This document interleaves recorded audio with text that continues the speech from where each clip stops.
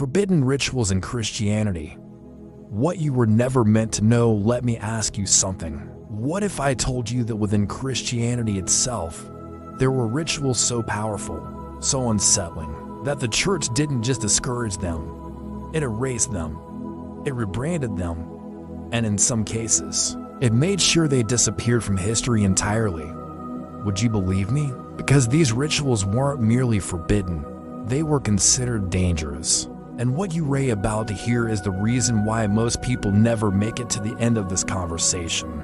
Stay with me. 1. The hidden prayers, words ordinary believers were never allowed to speak in the earliest Christian communities. Certain prayers were strictly restricted.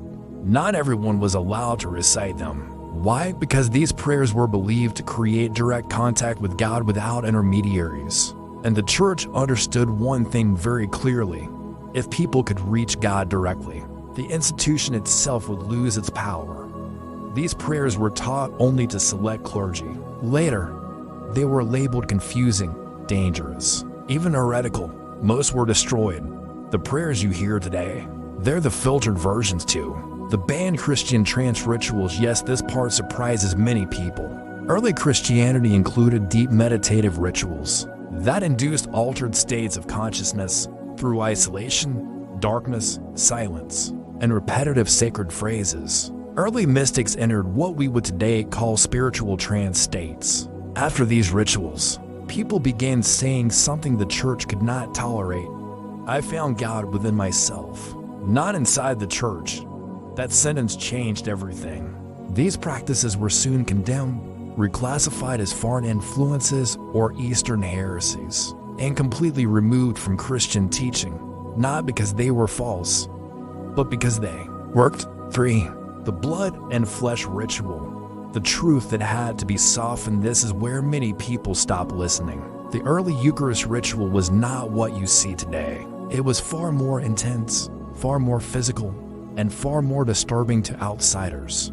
Do you know why Roman authorities accused early Christians of cannibalism? Because these rituals were secret, symbolic, and deeply misunderstood.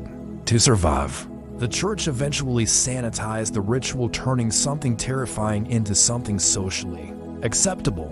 What you witness today is not the original ritual, it's the safe version. For women's rituals and why they were completely erased, this chapter was deliberately buried. Early Christian communities had female prophets, female healers, and women who led sacred rituals. Over time, their practices were redefined. When men performed similar acts, they were called miracles. When women did them, they were labeled witchcraft. Their rituals were banned. Their authority was removed. Their presence was erased from scripture and tradition. Ask yourself, were these rituals truly dangerous or simply uncontrollable? 5. The ritual without a name. The final prohibition. Some rituals were never even given names, because naming them would invite curiosity. These practices centered on absolute silence, total surrender, and the death of the ego. Those who experienced them often said one thing afterward: I am no longer afraid, and a person without fear cannot be controlled. That alone made these rituals unacceptable. The final question: what were you shown, and what was hidden? This isn't about attacking Christianity. It's about understanding what was removed and why. Because what is hidden is usually hidden out of fear, and what is feared is often powerful. If this made you pause, if you caught yourself thinking, why was I never taught this?